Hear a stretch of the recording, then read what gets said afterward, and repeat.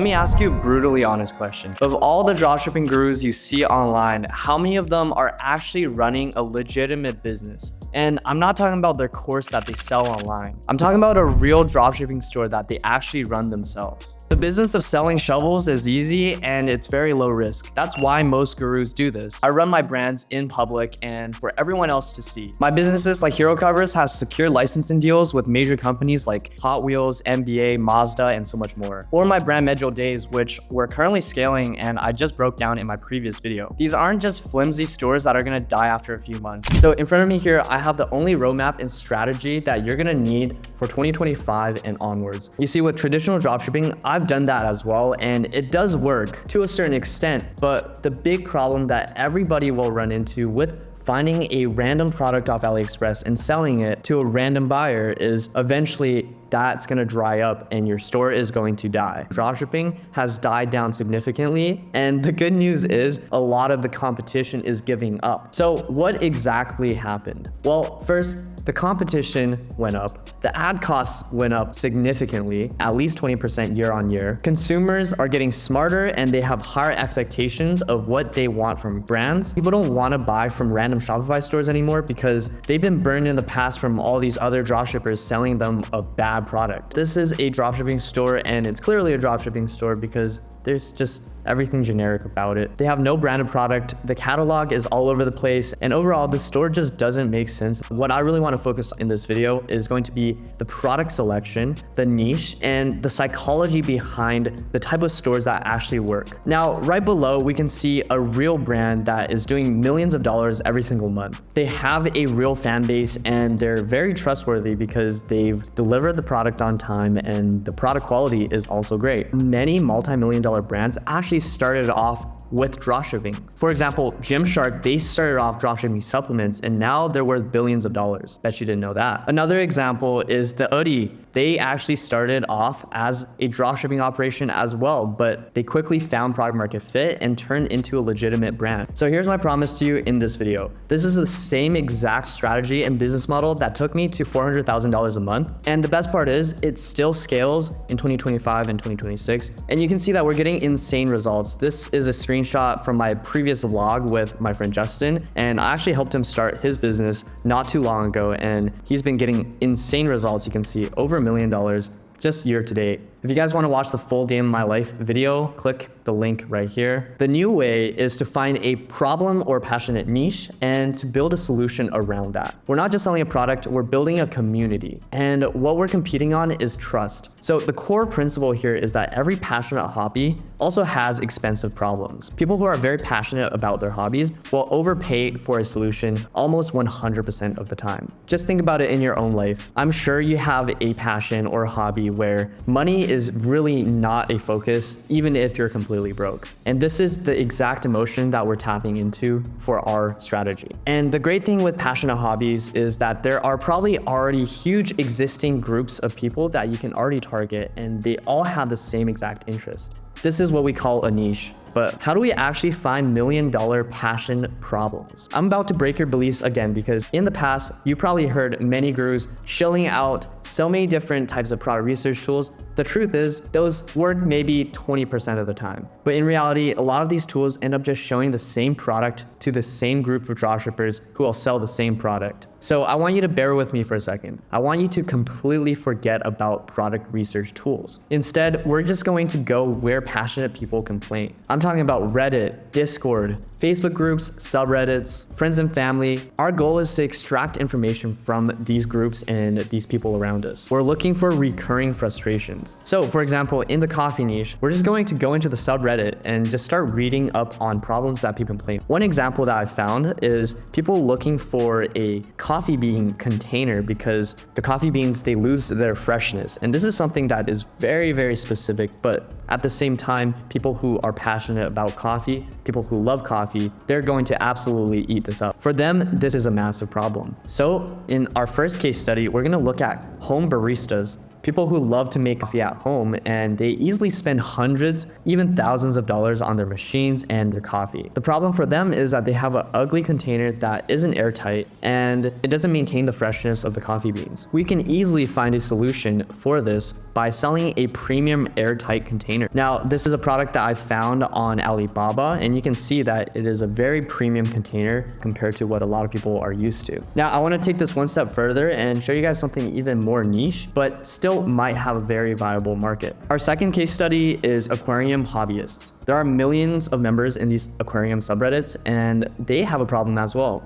A lot of the aquariums are ugly, they are industrial looking, and it just ruins the aesthetics of their setup. So we can provide them a solution of building a store around minimalist aquarium tech and accessories. So you can see above, this is a person who has a really messy aquarium setup, and it's super unappealing, but what if we sold them accessories like this canister right here, these tubes? What if we created a store specifically curating a catalog of products that will make your setup look a lot more clean? Now you're actually adding value to this customer's life. You're consolidating so many different products from all over the place, and you're giving them a seamless checkout experience. Not only that, you've done the hard work of finding the best product for their needs. Hobbyists are very emotional buyers. They're very sentimental about this hobby. They've already proven that they want to spend money, and they just want to elevate their experience. This is absolutely the case for me with surfing, and before we get ahead of ourselves, this is something really important that you need to know about this strategy. We need to validate before we build. The first thing that we want to do is make sure that there's at least 100,000 people throughout various subreddits and Facebook groups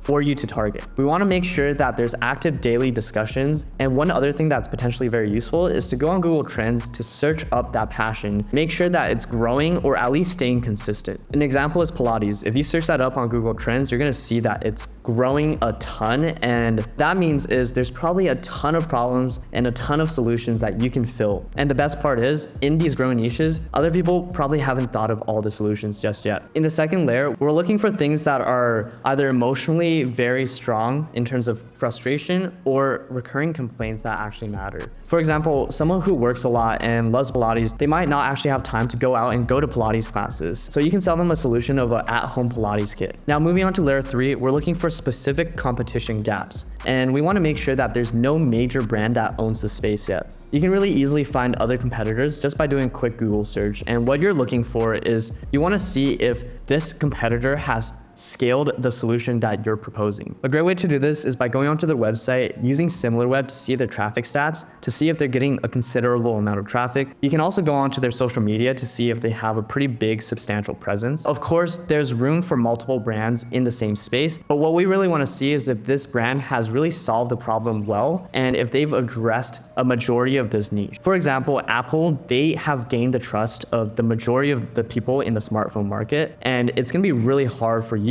as a new competitor to come in and compete with Apple. The only caveat to that is you can still find small angles to beat them out. Like, for example, there are phones now coming out with no screens to reduce screen time, because that is a problem in itself that a brand like Apple just cannot beat. So there's always some sort of gap that you can target, but we just want to make sure that the gap is big enough and there are enough customers in that gap for you to target. Now, this is actually how we can build a brand in 48 hours. First, we want to pick a brand name on a platform like Namelix. So you can see here, I'm on Namelix, and I'm just going to type my niche name. So I'm going to click generate, and here we want to choose brandable names or evocative. In my case, I'm going to just try brandable names to start with, but you can always go back and choose the other options as well to find something that really fits your brand and your messaging. In terms of the generation randomness, I just keep it on medium. And then for the brand info, I just say a general e-commerce store selling your niche products. We're going to click generate, and we can see here there are a ton of brandable names that we can choose from, and we're looking specifically for names that have a green check mark in their top right corner. This means the .com domain is available, and .com has a lot more trust with consumers. You're going to identify your favorite domain, and then from there, you're going to validate that it's actually available for a reasonable price on GoDaddy. Then we're also going to make sure that the social media handles are available. Now, your social media, it doesn't need to have the exact name, but you want something like, for example, Pilates official, but you're going to want something that still has your main brand name in it. So it could be your brand name and then official afterwards. Just make sure it's not too long. And finally, we can make a logo on Canva or even just ChatGPT. On the second day, we're gonna look for one hero product that solves a problem for your niche. So this is a really good example of a branded dropshipping store. Their name is called My Pilates. So you can see they kind of just like combine two words together. They have one hero product, which is this Pilates bar right here. And we're just gonna have 5 main sections. These guys, they have more because they obviously had time to optimize their landing page, but I'm gonna break down just the most essential parts of the website. First and foremost, you want clear product pictures demonstrating how to use the product. And this is really easy to generate now with Google Nano Banana. You really want to show in your product pictures the real demographic of people that are using your product. You can see here that My Pilates is specifically targeting older women because this is probably the age group that still enjoys Pilates but may prefer to do it at home. Secondly, you want to give a compelling offer with some sort of price anchoring. So you can see here, to buy 1 bar is $129, but to buy 2 bars, it's only $97 each. What this does is it encourages people to purchase multiple, which increases your average order value. And ultimately, it gives you more margin to work with when it comes to spending money on Facebook ads. Now, below the fold, we want to show that there's some sort of customer journey and some sort of story around why this product is important. So in the example of this workout bar, you can see that it's showing the customer going from having saggy legs with loose skin to a nice desirable toned result. Secondly, you want some sort of FAQ that will address the major concerns that your demographic might have. So you can see here, they're talking about strengthening joints, results that speak. They're even talking about the fact that their product is approved by physical therapists, which might address objections that this customer might have about this product. This is all designed to make sure that your customer has 0 questions in their mind before they purchase. In the beginning, it's not completely necessary to import reviews from different platforms like Amazon and AliExpress. You could literally just show something like this where you have 4.9 stars out of 5 reviews. We can see here there's actually no real reviews. It just shows that there are some sort of reviews. Customers, for the most part, they won't care enough to actually dive deep into the reviews until later. And this is something you can add once you gain some actual validation. Lastly, you also want to make sure that your design is mobile optimized. You can see here, their website looks absolutely beautiful on mobile. And this is exactly what you want to do as well. Here's our conversion formula. In the hero section, you want to show the problem. The story section, you show empathy. Product section, you offer the solution. Then you offer some sort of social proof through your product pictures of actual people in that demographic using the product. Or you can do the same through your reviews section. And finally, you offer some sort of guarantee to remove the risk. So you can see here on this landing page, they have a 30-day money-back guarantee. And this is highly encouraged to really build trust with customers. It doesn't have to be perfect like this example that I showed you. And it probably won't be perfect until your 5th or 6th time building stores. But what I want you to do is launch fast and fix later. So many people, they get caught up in building the perfect store, but they never end up launching. I promise you're gonna save so much more time just by launching and getting some sort of results, whether it's traffic to your store or 1 or 2 sales, than to actually perfect your store and never launch. You're gonna learn 100 times more from 10 customers compared to 10 days of tweaking your store. Okay, so let's say we got a few sales from launching quickly, and we validated that the problem that you identified is actually worth addressing.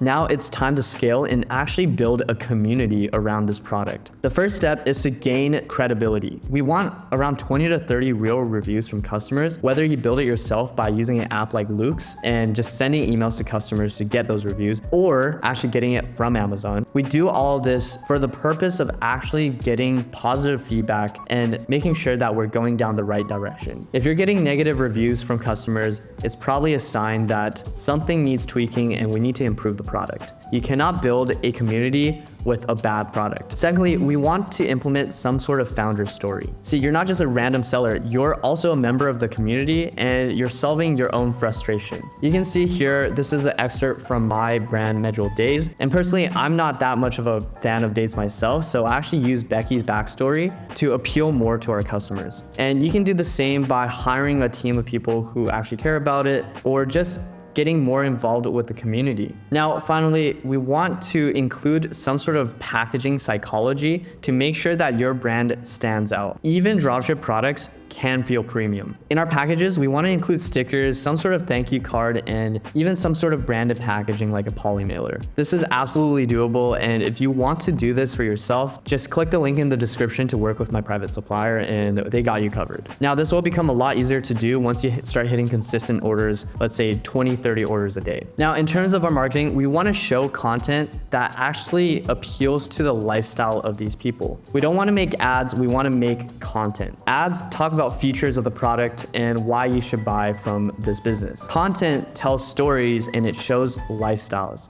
It uses humor that appeals to this audience, and they perfectly encapsulate the vibe of this niche. I'm gonna quickly show you guys a few examples of brands who do their content and ads the right way. The first brand that I want to show you guys is Hard Jewelry. They are a jewelry brand that absolutely owns their community, and their community will literally buy anything because they've done such a good job at connecting with their fans. So I'm just gonna quickly play one video. Let's go!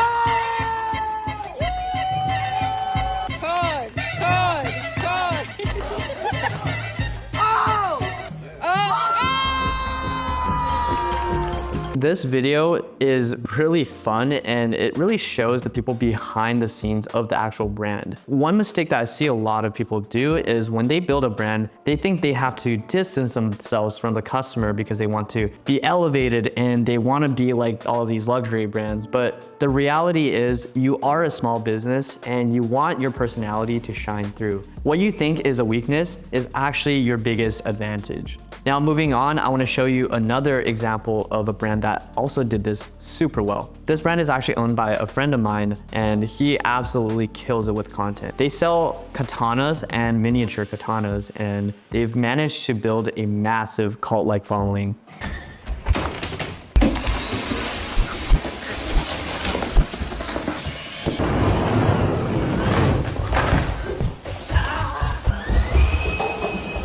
In this video, they only briefly show their product on the walls and them kind of showing it in the beginning, but besides that, it's a very fun video. So even if you don't necessarily like katanas, you probably want to support them because you like the people behind it. And I want to show you guys one last example. This one is absolutely hilarious, but there's a very, very powerful concept behind it. And the concept is to have fun and to connect with your buyers. This guy's name's Tony. He's super famous for selling LCD signs, but the reason he's famous is because he has a ton of fun. So let's watch this video. What's up, homie? I'm Tony. If you want to order signs for your franchise stores, make sure you buy from a responsible sign company. LCD sign has 4 respectively quality inspectors and been in the sign industry for 5 to 12 years. You can see he has so much fun and he's not afraid to show his sense of humor. And matter of fact, that is the primary reason why people want to rally behind this company. Even though they're clearly a Chinese company, people still trust them a ton just because they trust Tony and they love Tony's personality. Now, you don't have to do it to this extreme, and you don't even have to communicate with your customers directly through social media. For example, with my brand Medjool Days, our customer base isn't on social media, so our form of communication is through email marketing. And we have one particular email that's really funny. After a customer orders their product, we actually have a whole email talking about how our warehouse staff is celebrating the order and someone slips on a banana or something in the warehouse, and it's just a really fun story on how we're working our hardest to get the product delivered to the customers. And we've gotten so many reply emails from customers saying this is a hilarious email, and just because of that, they're gonna buy again. So I really want you guys to not underestimate the power of making someone laugh and making them smile. So many brands these days are so stale and they have zero personality. I want you to make it a goal to make your brand something that people want to connect with and something that will make them smile. Now, if you're not a creator yourself, you can hire your own creator. The easiest way to do this is to find someone within that niche by joining different communities and just making friends. We've hired all of our creators this way and it's never failed us. With one of my previous businesses, Private Paradise Co., we actually hired a girl named Alexis, and she did such a phenomenal job with our content, and she got us millions and millions of views on our social media. And she really contributed a lot to our company. The crazy thing was, she was actually one of our customers, and we ended up just hiring her. And you know, for her, it was a niche that she already knew a ton about. So again, you need to build a cult around your product. Now, if you guys want to see more details on the step-by-step of how to actually build your store, how to do product research, finding proper niches, etc., then I actually made a course for you guys completely free of charge. All you have to do is click the link in the description to join it. My ultimate goal with this is I want to educate you guys and help you guys build real businesses so that later on we can potentially partner together and build something really great. If you don't want to do this alone, I still have some coaching spots available. Now, this program is pretty exclusive and I only work with people who I really see potential in, but I still encourage you to apply. Just click the link in the description. Now, this is definitely not necessary, especially if you're on a tight budget, but if you want to skip a lot of the mistakes and get straight to building your dream business, I definitely recommend you apply. With that being said, thank you guys so much for watching. Make sure to leave a like for the YouTube algorithm and subscribe to my channel. I'll see you guys on the next one.